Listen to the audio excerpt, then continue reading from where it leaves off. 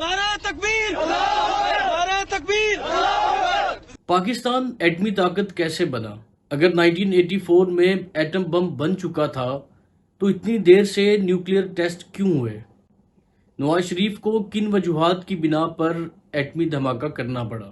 یہ سب چیزیں آپ اس ویڈیو میں جانیں گے۔ ذیشان شاویز ایڈوکیٹ آپ کی خدمت میں حاضر ہے۔ 1960 کی دہائی میں یہ خبریں آنا شروع ہو گئی تھیں کہ انڈیا بڑی تیزی سے نیوکلیئر ٹیسٹ کی طرف گامزن ہے، مگر پاکستان کی قیادت نے ایٹم فار پیس منصوبے کی وجہ سے جوہری اسلحے کے میدان میں قدم رکھنے سے انکار کر دیا تھا۔ 1971 میں سقوط ڈھاکہ کے بعد ڈاکٹر عبدالقدیر خان نے ذوالفقار علی بھٹو کو خط لکھا کہ میں ملک پاکستان کے لیے ایٹم بم بنانے کی صلاحیت رکھتا ہوں، جس پر ذوالفقار علی بھٹو نے بھی بہت پرتپاک انداز میں دلچسپی ظاہر کی۔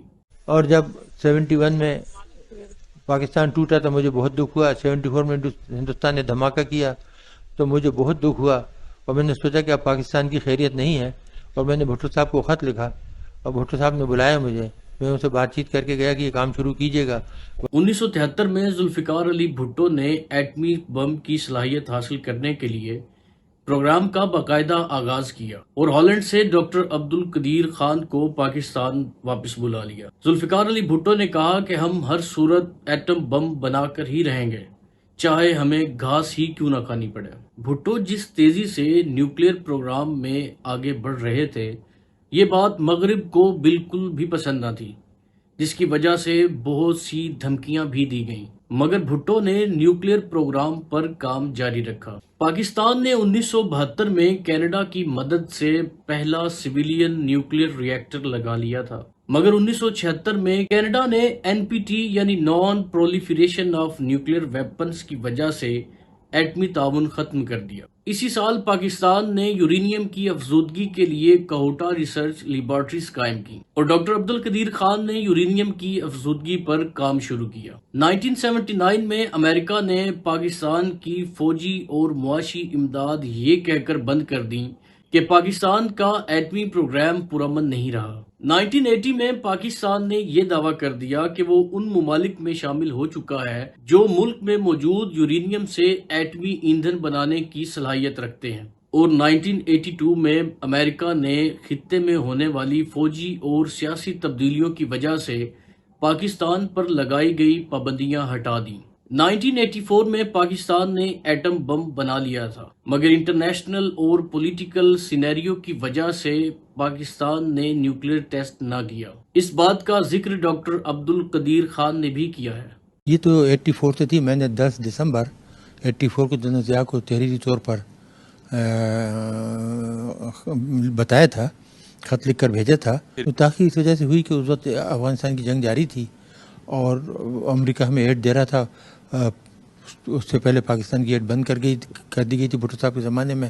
تو جنرل ضیاء نے کہا کہ ٹھیک ہے، ابھی حالات ایسے ہیں کہ نہ ہمارے ہندوستان سے جنگ ہو رہی، نہ کسی قسم کا کوئی خطرہ ہے، تو بہتر ہے کہ ہم ایٹمی دھماکہ نہ کریں۔ بلکہ مصلحت انہوں نے طے کیا تھا، غلام شاہ صاحب تھے، جنرل عارف تھے، اور صاحبزادہ یعقوب تھے، ہم لوگ تھے۔ تو ہم نے کہا صاحب یہ تو آپ کا پولیٹیکل ڈیسیجن ہے، ہم نے تو صرف آپ کو یہ بتانا تھا کہ یہ کام ہو گیا ہے، آپ جب حکم دیں گے ہفتہ بھر کے اندر ہو جائے گا۔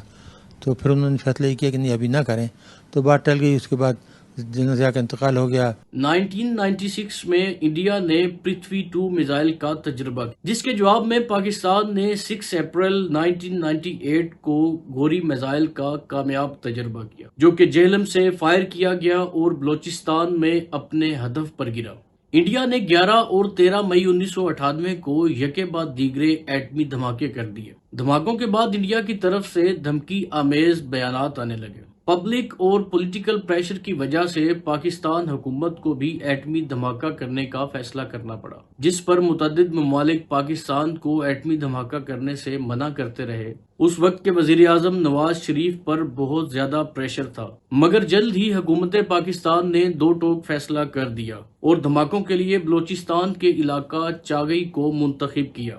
28 مئی 1998 کی صبح کو پاکستان کی تمام عسکری تنصیبات کو ہائی الرٹ کر دیا گیا۔ دھماکہ کے مقام سے 10 کلومیٹر دور آبزرویشن پوسٹ پر 10 ارکان پر مشتمل ٹیم پہنچ گئی۔ جس میں اٹامک انرجی کمیشن کے چیئرمین ڈاکٹر اشفاق، ڈاکٹر عبد القدیر خان، ڈاکٹر سمر مبارک، کوہوٹا ریسرچ لیبارٹریز کے 4 سائنٹسٹ کے علاوہ پاک فوج کی ٹیم کے قائد جنرل ذوالفقار بھی شامل تھے۔ یاد رہے کہ اس وقت پاکستان کے chief of army staff general Jahangir کرامت تھے۔